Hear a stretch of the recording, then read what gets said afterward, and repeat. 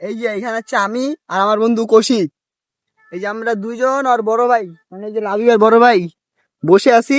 আর ওই প্রায় 3 ঘন্টা থেকে কোন যে নারীর সাথে কথা বলতেছে। এই যে এইটা আর জায়গা মতো দিব এখন। হায়